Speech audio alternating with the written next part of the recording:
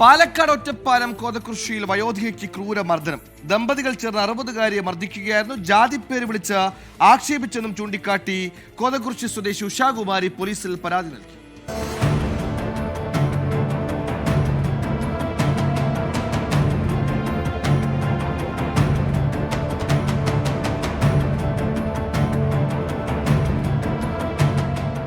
കഴിഞ്ഞ തിങ്കളാഴ്ചയാണ് സംഭവം.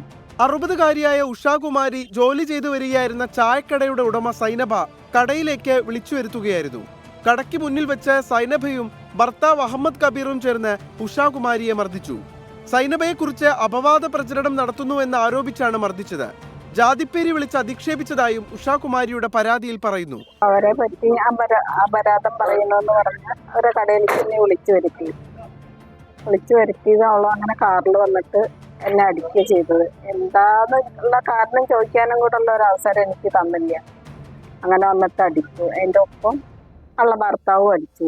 അവൻ പറഞ്ഞു ഈ എവിടെയാണെന്ന് പോയിട്ട് കേസ് കൊടുക്കടി ചെറുമീന്ന് പറഞ്ഞിട്ട് കുഞ്ഞെ അടിയുണ്ടായി. മർദ്ദനത്തിൽ ഇടതു ചെവിക്ക് പരിക്കേറ്റതായി മെഡിക്കൽ റിപ്പോർട്ടുകൾ സൂചിപ്പിക്കുന്നുണ്ട്. ആദ്യം ഒറ്റപ്പാലത്തെ താലൂക്ക് ആശുപത്രിയിലും പിന്നീട് വിദഗ്ധ ചികിത്സയ്ക്കായി ഒറ്റപ്പാലത്തെ ആശുപത്രിയിലും പ്രവേശിപ്പിച്ചു. പ്രതികളുടെ ഭാഗത്തു നിന്നും തനിക്കും കുടുംബത്തിനും നേർക്ക് ഭീഷണിയുള്ളതായും ഉഷാകുമാരി പറയുന്നു. 24 പാലക്കാട്.